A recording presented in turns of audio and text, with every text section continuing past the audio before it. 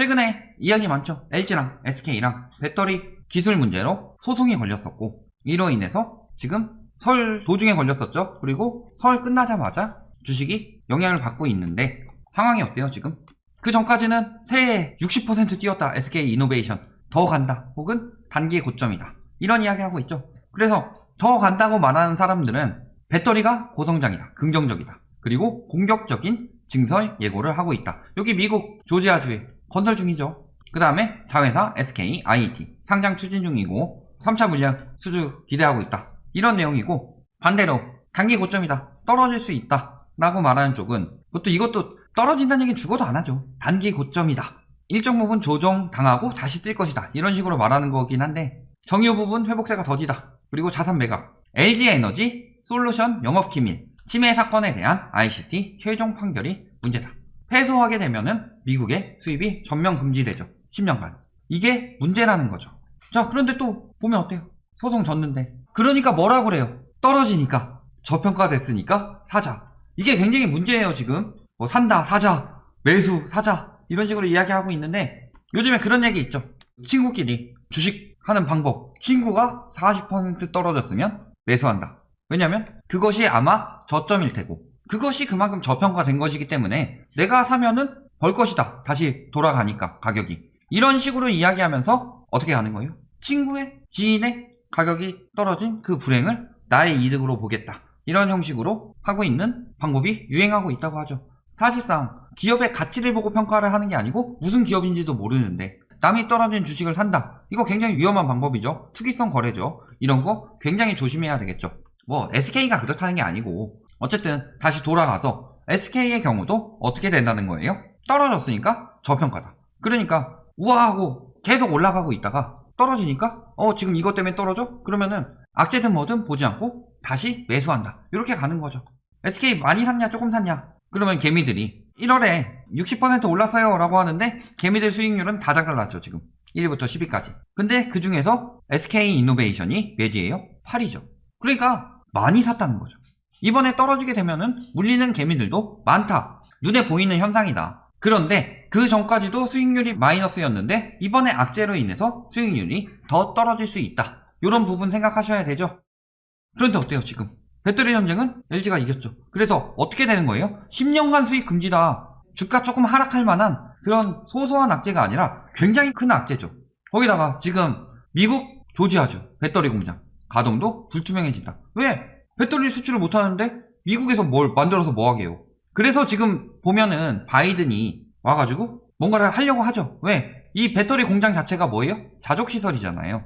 근데 미국 지금 실업률 높죠? 6%대라고 하는데 파월 이야기로는 이거 집계 제대로 안 된 거고 실질적으로는 10%대다, 이런 이야기 나올 정도니까 하나 들어와서 여기서 고용을 좀 해줘야 되는데 불투명해지면은 미국 입장에서도 타격이 큰 거죠. 이런 상황에서 6%대 최대 7.25%까지 떨어졌죠. 시작하자마자 뚝 떨어졌어요. 그런데 결국에 다시 장 마감됐을 때 4.22% 하락으로 그쳤다. 왜요? 저가 매수 기회라고 하고 있으니. 실질적으로 이 정도 큰 악재가 터지면은 굉장히 많은 손해를 볼 수 있죠. 그런데도 불구하고 기업 가치가 어떻게 된다, 이런 걸 보는 게 아니라 저가 매수 기회, 우와 몰려가면은 어떻게 되는 거예요? 실질적으로 올라가면서 버는 사람도 있겠죠. 빨리 잡은 사람들, 그리고 빨리 처분한 사람들. 근데 반대로 유동성으로만 띄운 거기 때문에 제로섬 게임이 되죠. 호재가 있었을 때 들어가는 거는 유동성에다가 기업 성장이 같이 들어가는 건데, 이거는 완전히 제로섬 게임이잖아요.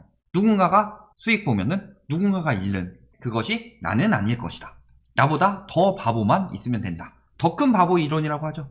가치는 요건데 내가 여기에 샀다고 해도 나보다 더 바보가 누가 사주기만 하면은 요만큼 팔고 빠질 수 있다, 이 생각으로 지금 다들 들어가는 거죠. 다 단타로 들어가는 거고 20, 30대들이 많이 그렇게 하죠. 문제다. 그러니까 보면은 수익률 같은 경우도 단타는 20, 30대들이 많이 하고 지금 계속 상승장이니까 초보자의 행운에 따라서 많이 벌었을 것 같지만 장투하는 사람들이 많이 벌었다. 단타하는 사람들은 특히 뭐 20대 남자 수익률 굉장히 낮게 나왔죠. 주식이라는 것이, 예전에 그런 얘기를 제가 들은 적이 있어요. 아시는 분이 말씀하시는 게, 내가 일해서 벌 수 있는 건 월급의 한계다. 나 혼자만의 일로서 사업하시는 분이 아니었으니까. 그런데 주식을 하게 되면은 기업이 버는 돈도 나한테 들어올 수 있다. 내가 일하지 않는데 그 기업은 일할 테고 일하도록 내 돈을 가지고 그 주식을 사면은 기업이 일하는 것을 버는 것이기 때문에 주식을 그렇게 해야 한다 라고 이야기하신 분이 있어요. 기업이 일을 잘 못하게 생겼는데 상관없이 투기성으로 들어가고 있다. 이런 거 굉장히 위험하다는 거죠. 반대로 LG화학 같은 경우는 어때요? 올라가고 있죠. 승리, 빅토리했다. 지금은 이렇게 돌아가고 있다. 이렇게 보시면 되겠죠. 자, 그런데 매수 기회라고 계속 유도하죠. 바이든 거부권, 아까 이야기했지만 조지아주의 배터리 공장, 이거 무산되면은 미국한테도 악재죠. 이게 고용 창출의 기회가 되는데, 그러니까 바이든 거부권에 기대를 두고 있다 라고 이야기하는데, 실질적으로 뭐라고 그래요? 굉장히 낮죠. 우리나라 총리도 양사가 싸우면 남 좋은 일만 시킨다, 빨리 해결해라. 틀린 말은 아니에요. 왜? LG랑 SK랑 싸우고 있으면은 서로 소모전하고 있을 때 다른 배터리 업체들이 성장해서 우리나라 상황에서는 악재죠. 우리나라 기업들끼리 싸우는데. 그렇지만 이게 그렇게만 볼 수 있냐? 저는 이 말에 대해서 굉장히 반대해요. 왜? 이것을 같은 나라 기업끼리 뭘 그렇게 해? 이런 식으로 넘어가게 되면 어떻게 되는 거예요? 지적재산권에 대한 보호가 되냐? 그 기술에 대한. 그러면은 기술 훔쳐도 국가에서 막아주네? 이런 형식으로 되게 되면은 기업의 건전한 경쟁이 나타나지 않게 되고 서로 기술 훔치기나 하고 있다가 도태되게 되는 거죠. 지금 판결상으로 봤을 때는 SK가 훔친 게 맞다고 하면은 당연히 그에 대한 책임을 져야 되는 게 맞는 거죠. 자, 그런데 매수 기회라고 해요. 왜 매수 기회라고 해요? 코로나 백신 수혜로 부활하나 이런 이야기 하고 있죠. 그러면서 지금 석유 수요가 빠르게 정상화될 수 있는데 백신을 통해 경제활동이 재개된다면 이미 석유 수요는 좀 많이 들어왔죠. 원유 가격 굉장히 많이 올랐죠. 과거 저점에 비해서. 그러니까 부활할 수 있다. 최근에 그런 이야기까지 나오죠. 일본에 지진 터졌죠. 그러니까 여기서 지금 에너지 문제가 생길 수 있다. 그렇다면은 가까운 어느 나라? 우리나라의 정유 업계를 맡고 있는 SK이노베이션이 혜택을 볼 것이다. 이런 이야기를 하면서 다시 띄우려고 하고 있죠. 그런데 물론 이게 아니라는 건 아니지만 배터리 문제를 다 상충하고도 남을 정도가 되느냐 확실하지 않죠.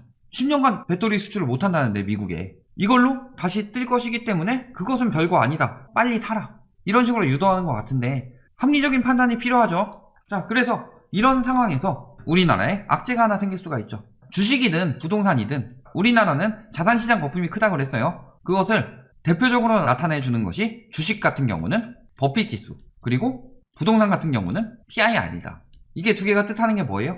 PIR 같은 경우는 뭐 기준이 명확하지 않은데 통계 업체에 따라서 기준이 다르게 나오긴 하지만 어쨌든 버핏지수는 GDP분의 시가총액 높게 나온다는 건 실물 경제에 비해 자산시장 거품이 끼었다. 이런 얘기죠. 그 다음에 부동산 PIR 같은 경우는 연봉으로 몇 년 모아야 내 집 사냐. 그러면은 월급 오르는 것에 비해서 집값이 더 빠르게 오른다면 그것은 거품이죠. 이미 엄청난 거품이 끼었다고 여러 차례 이야기했고, 그러니까 이 자산시장 거품이 지금 끼게 된 이유는 뭐예요? 저금리를 이용해서 빚을 통해서 투기가 들어간 거죠. 심리 몰리면서. 그렇다면 이 저금리가 끝나는 것. 그렇다면은 일단 시중금리가 올라야 되죠. 시중금리가 오르는 게 가장 큰 문제다. 이미 시중금리는 오르고 있기에 위험하다. 경고 중이죠. 그런데 여기서 시중금리가 극적으로 더 오르기 위해서는 뭐가 올라야 돼요?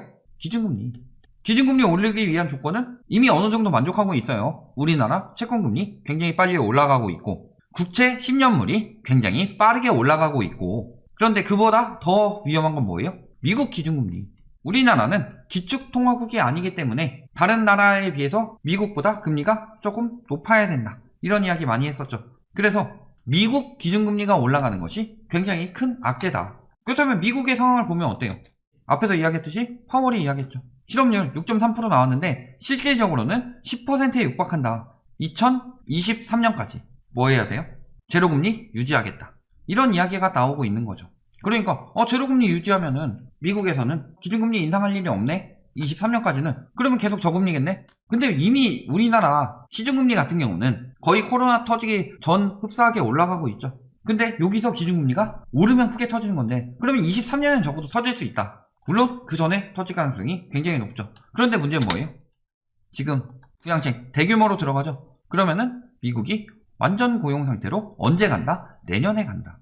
완전 고용이 뭐예요? 100% 다 고용되는 거 이건 아니고 발생하기 전인 3.5%. 그러니까 다시 원상복구를 했다. 이게 완전 고용을 이야기하는 거죠. 그런데 이 대규모 부양책이 완전 고용을 만들 것이다. 완전 고용하게 되면 어떻게 돼요? 저금리 왜 했어요? 기업이든. 그 다음에 국가도 부채 많이 냈죠? 가게든 경기가 침체되어서 생산활동이 안 되기 때문에 버텨야 되죠. 그러니까 뭐 하는 거예요? 국가에서는 생산을 만들기 위해서 돈을 푸니까 부채가 생기는 거고, 가게도 일자리 잘리고 뭐 자영업 하는데 돈 얼마 안 되고 그러면은 빌려서라도 먹고는 살아야 될 거 아니에요. 그러니까 가게도 부채가 올라가죠. 기업 같은 경우는 말할 것도 없고 안 팔리는데, 그러니까 부채가 올라간다. 그러니까 이 부채 부담을 경감하기 위해서 금리를 인하한 거죠. 근데 완전 고용돼요. 기업 살아났죠? 가게 살아났죠? 국가는 어차피 돈 찍어서 풀었는데 일본 같은 경우도 그렇게 하니까, 그렇다면은 금리가 어떻게 돼요? 부채 문제가 해결되면 금리가 올라갈 수밖에 없죠. 그러니까 기준금리가 내년에 오른다는 이야기도 굉장히 많이 나오는 이유가 뭐다? 경기가 생각보다 빠르게 회복되고 있다는 거죠. 그 지표를 나타낸 것이 뭐예요? 10년물 빼기 2년물 스프레드. 미국 2년물 튀었다가 내려오긴 하지만 거의 이 정도죠. 근데 10년물은 쭉 오르고 있다. 이게 무슨 소리예요? 장기 경기 회복을 더 빠르게 예상하고 있고, 이게 결국에 기준금리 인상이 압박이 될 것이다. 이 차이가 점점 벌어지고 있다. 이것이 경기 회복이고, 너무 빠른 경기 회복은 혁신적인 유동성 축소를 보일 수 있다. 이런 부분을 생각하게 되면은 굉장히 위험하다는 거죠. 자, 결론. SK는 LG 소송과의 패배를 해서 큰 타격을 입은 건 확실하죠. 그런데 여기서 10%, 20% 떨어졌다 칩시다. 그렇다면 저평가라고 이야기할 수 있지만 고작 7% 떨어지고 있는데 바로 치고 올라가서 4%까지 만들었다. 하락폭을 3%나 다시 줄였다. 라는 것은 지금 개미들이 굉장히 앞뒤 안 재고 무리하게 들어가고 있다는 거죠. 투기성으로 많이 들어가고 있다. 그런데 지금 이런 식으로 거래되는 게 굉장히 많았죠.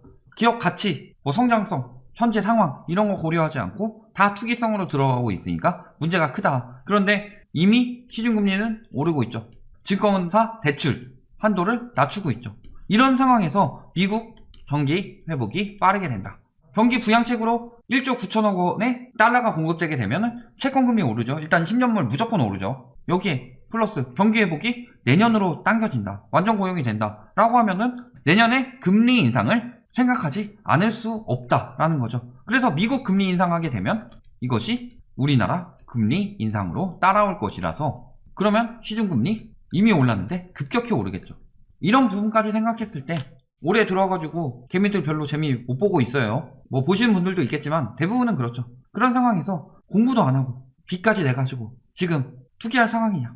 아니죠. 그렇게 된다면 진짜 망한다. 이런 부분 꼭 생각해 두시기 바랍니다.